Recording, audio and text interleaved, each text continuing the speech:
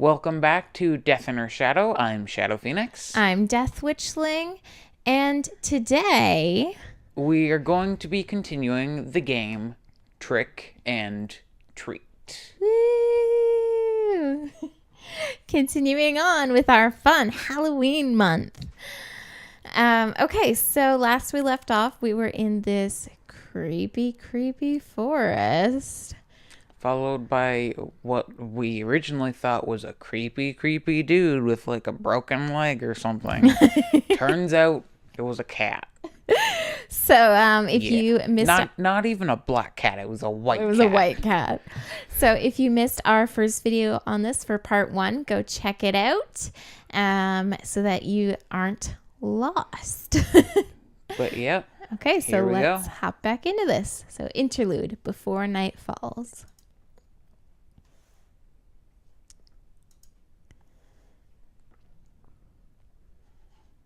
Well, there we go. It is a day like any other, so normal that it was almost painful. The only special thing that could be said about it is that it's October 31st. Fun. Excuse me. So Halloween. Woo. Far were the memories when I was a kid and went out with my friends to ask for sweets from house to house. I remember doing that. That's one of the reasons I loved Halloween so much. Just remembering it made me sigh. I feel nostalgic. Some things were better when I was a child, or at least seems like that. Yeah. Yeah, definitely. As an adult, you have bills and responsibilities. As a child, you have none of that. So much better. Yeah. There were some who had good costumes, whether of superheroes or monsters. My friends and I, on the other hand, had to use our imagination. Woo. I feel like we had fairly good costumes. Yeah. Fun, crazy stuff. Until we didn't. Creativity was our costume, you could say, no matter how funny it could sound.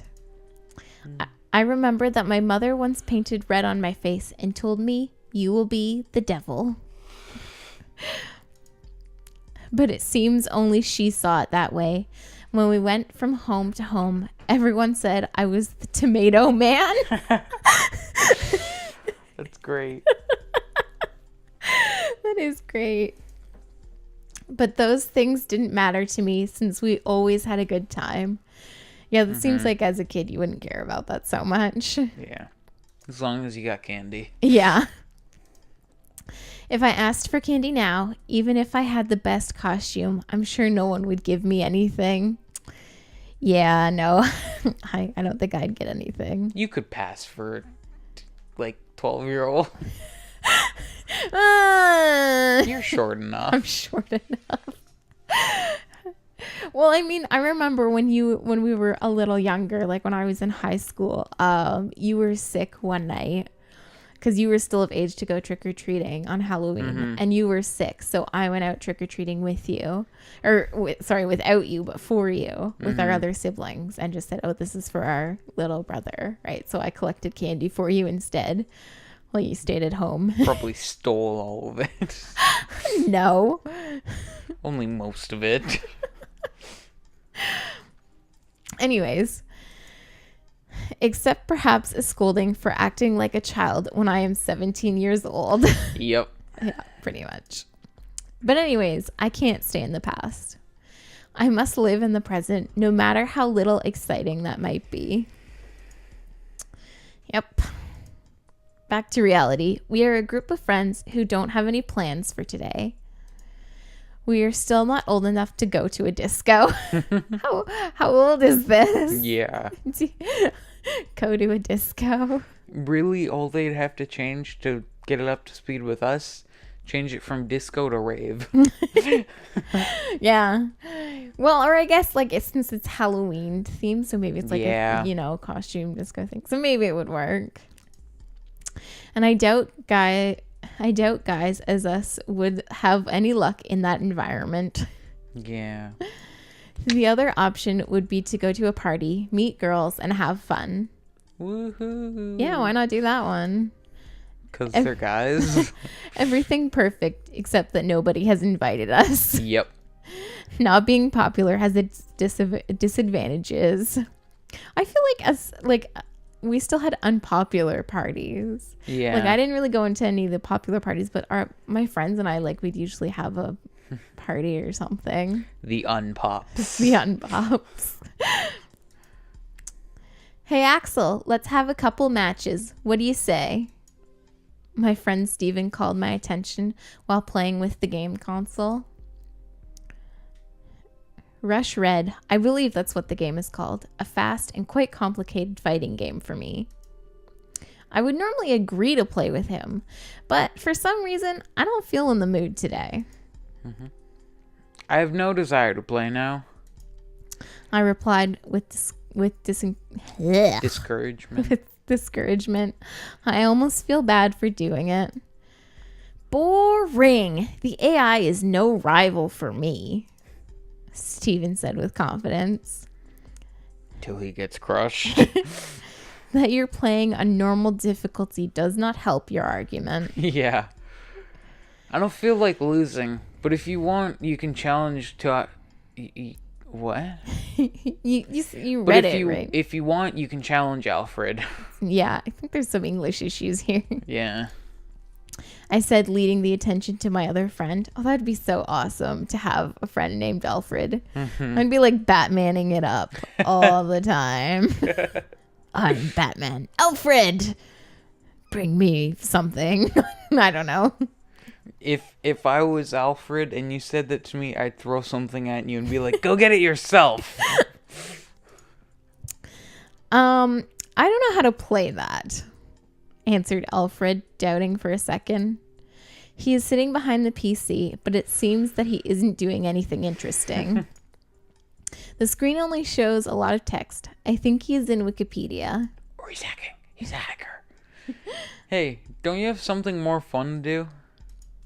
I asked with discouragement, even without even thinking about what he was reading. Alfred looks at me surprised. The actual problem of society is that people are not interested in discovering their history.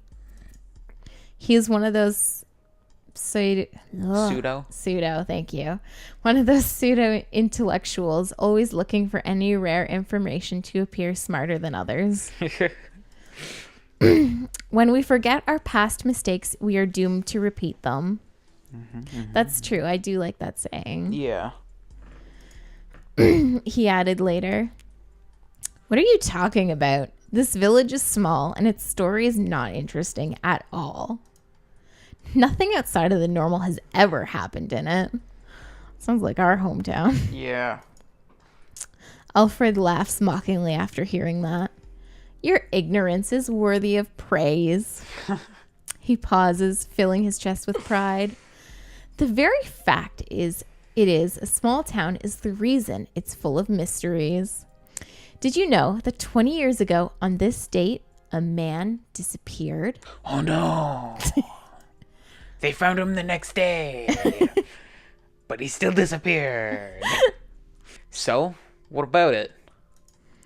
I ask without being impressed or even interested in the least. Things like that happen all the time in all places.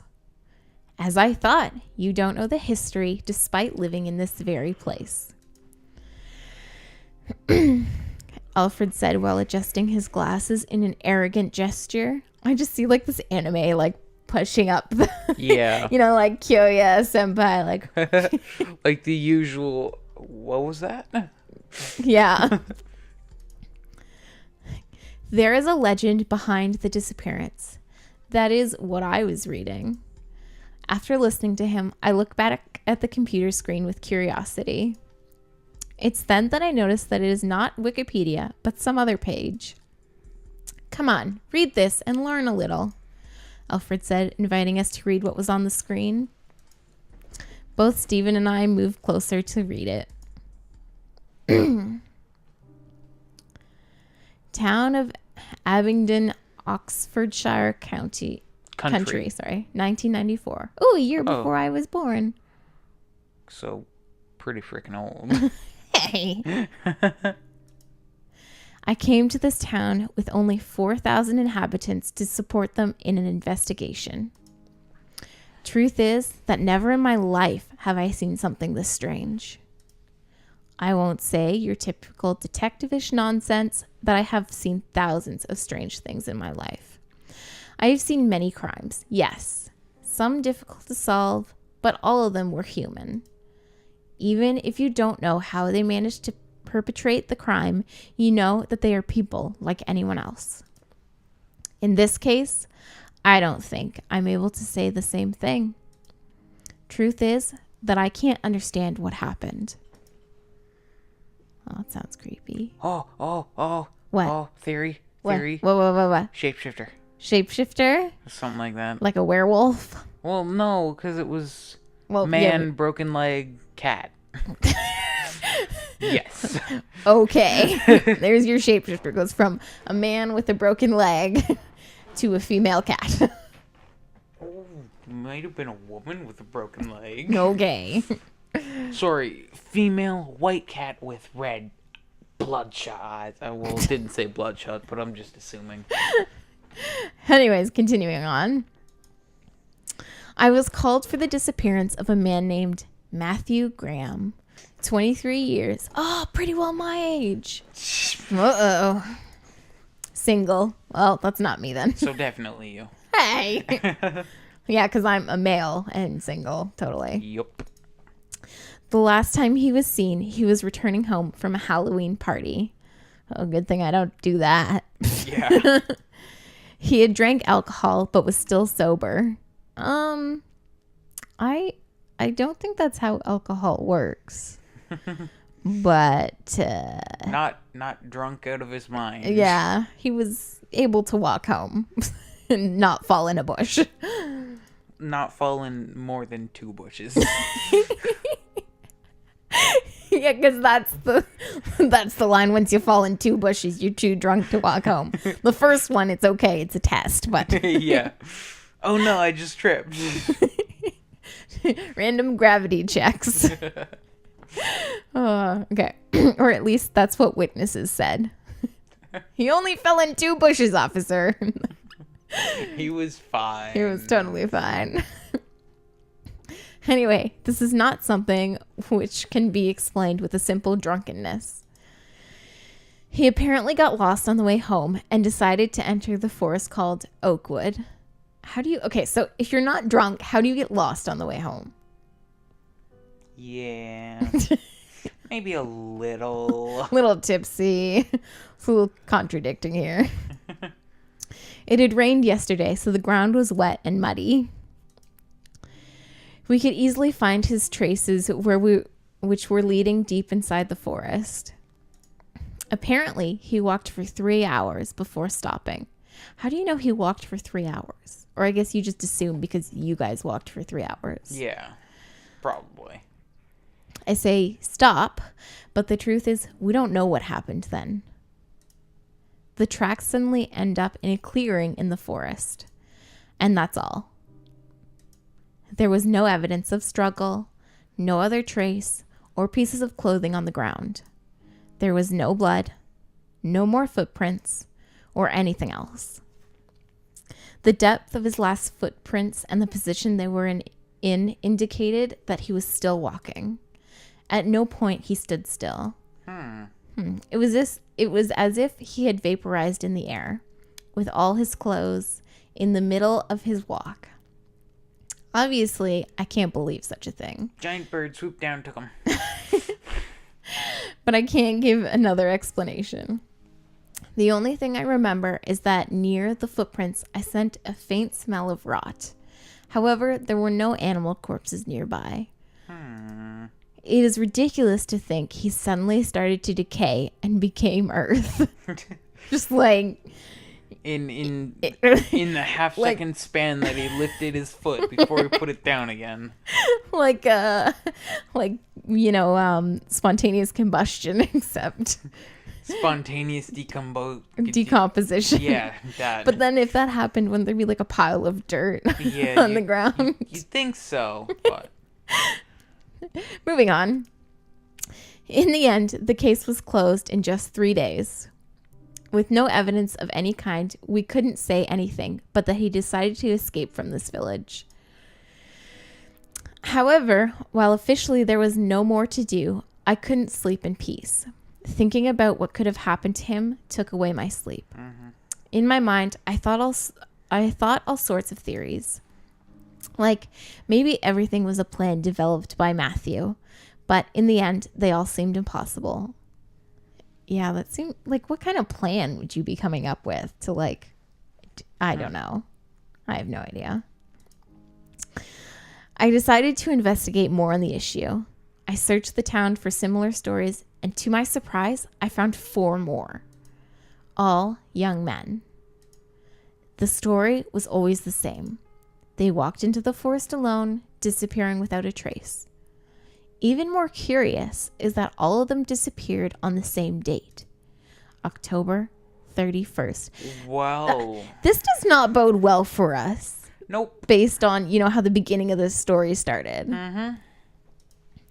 But there is more. A detail that completely eliminates the possibility that there is a killer or kidnapper behind this. And that is the separation of the years. Mm-hmm. Roger Bacon.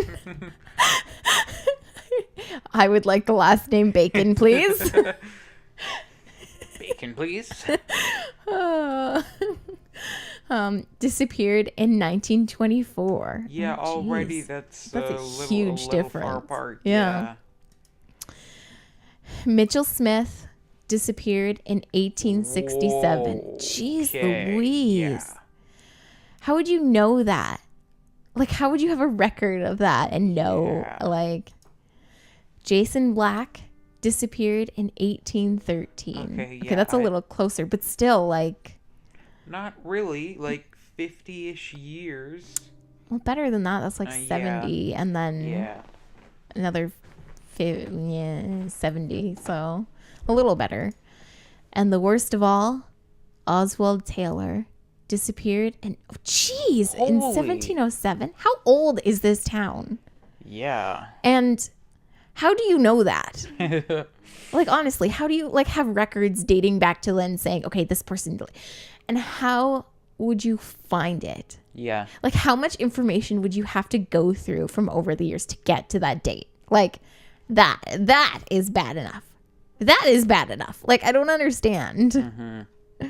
Unless there's like very few disappearances in this town, and then it was just really easy to find. Yeah.